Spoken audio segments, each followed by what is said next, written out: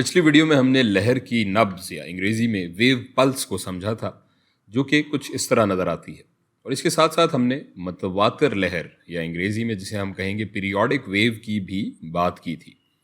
اس video میں ہم متواتر لہر کی بات کریں گے، جس میں ایک مخصوص مدت کے بعد بار بار یہ خلل آ رہا ہے اور دائیں جانب ایک ویلوسٹی سے حرکت کر رہا ہے، جس کی وجہ سے یہ ایسی دکھتی ہے۔ ہم اس لہر کی کچھ خصوصیات کے بارے میں بات کریں گے۔ فرض کر لیں کہ یہ لہر ایک رسی کو اوپر نیچے جھٹکنے کی ایک مثال ہے۔ پہلا سوال تو یہ ہو سکتا ہے آپ کا کہ ہم اس لہر کو اس کے اصلی مقام سے کتنا زیادہ اوپر اور نیچے جھٹک رہے ہیں۔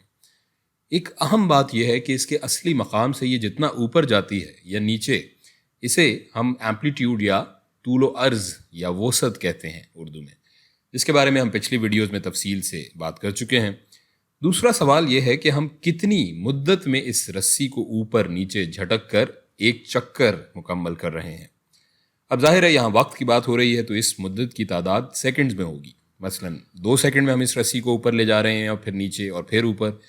اس حساب سے یہ بھی سوال پیدا ہوتا ہے کہ ہم 1 سیکنڈ میں کتنا چکر یا ایک چکر کا کتنا حصہ مکمل کر رہے ہیں۔ یہ ہم مدت کے الٹ چیز کی بات کر رہے ہیں ایک، اور اسے ہم فریکوینسی یا اردو میں تعدد کہتے ہیں، اور اسے ہم اسمال ایف سے ظاہر کریں گے۔ مدت وقت کو ہم کیپٹل ٹی سے ظاہر کریں گے، اور اگر ہمیں ایک چکر میں 5 سیکنڈ کی مدت لگ رہی ہے تو یہ فریکوینسی یا تعدد اس کا الٹ ہوگا، یعنی 1/5 ہو جائے گا۔ اس فریکوینسی کو ہم ایسے بھی لکھ سکتے ہیں، small f is equals to 1/T cycles per seconds. اس کی یونٹ کو ہم ہرٹز بھی بولتے ہیں، اور اس کا الٹ وقت کی مدت کے برابر ہو جائے گا، یعنی capital T is equals to 1/F۔ ایک اور سوال بنتا ہے کہ کتنی ویلوسٹی سے یہ لہر اس مثال میں دائیں جانب جا رہی ہے، موو کر رہی ہے، حرکت کر رہی ہے۔ اسے معلوم کرنے کے لیے ہمیں لہر کا ایک چکر کا فاصلہ معلوم کرنا ہوگا، یعنی اس نقطے سے یہاں اس نقطے تک، اور اس فاصلے کو ہم لہر کی لمبائی یا طول موج یا انگریزی میں ویو لینتھ بھی کہتے ہیں۔ ایک چکر کو مکمل کرنے میں لہر کتنی دور تک گئی، اسے ہم ویو لینتھ کہتے ہیں، یا آپ اسے ایک چوٹی سے دوسری چوٹی تک کا فاصلہ بھی کہہ سکتے ہیں۔ یعنی یہ ویوز کے جو چوٹی سے مراد ہے کریسٹ ہیں، یہ ایک کریسٹ سے دوسرے کریسٹ تک کا فاصلہ۔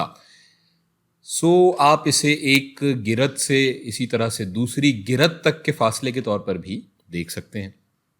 لہر ایک مدت وقت یا ایک چکر میں کتنی دور کا سفر کرتی ہے، یہ ویو لینتھ کہلاتا ہے۔ لہٰذا اگر ہم جانتے ہیں کہ ہم نے کتنی دور سفر کیا ہے، اور ہم یہ جانتے ہیں کہ اس میں ہمیں کتنا عرصہ لگا ہے، تو ہم ویلوسٹی کا ظاہر پتہ لگا سکتے ہیں، کیونکہ ہم جانتے ہیں ویلوسٹی برابر ہوتی ہے velocity is equals to distance بٹا ٹائم۔ اب یہاں فاصلہ اس فاصلے کے برابر ہوگا جو اس لہر نے سفر کیا، یعنی کہ ویو لینتھ، اور ہمیں یہ فاصلہ طے کرنے میں ایک مدت لگی جو کہ اس کا ٹائم پیریڈ ہوگا۔ یہ ویلوسٹی کا فارمولا برابر ہو جائے گا velocity is equals to wavelength بٹا پیریڈ۔ اب ہم جانتے ہیں کہ ایک مدت یا پیریڈ جو 1 سے تقسیم ہو رہا ہو وہ برابر ہو جاتا ہے فریکوینسی یا تعدد کے، تو اسے ہم ایسے لکھ سکتے ہیں۔ اور ہاں، یہاں ویو لینتھ کو ہم لیمڈا سے ظاہر کریں گے، جو کہ ایک گریک الفابیٹ ہے۔ یہ V برابر ہو جائے گا V از ایکولز ٹو یہ ویو لینتھ لیمڈا بٹا پیریڈ کیپٹل T۔ اور اس کو اگر ہم فردر سمپلیفائی کر کے فریکوینسی کی صورت میں لکھیں تو ہم جانتے ہیں کہ یہ 1/T F کے برابر ہوتا ہے، تو یہ برابر ہو جائے گا V is equals to lambda into F۔ ان فارمولوں کا استعمال کرتے ہوئے ہم لہروں کے بارے میں تقریباً کسی بھی سوال کا جواب معلوم کر سکتے ہیں۔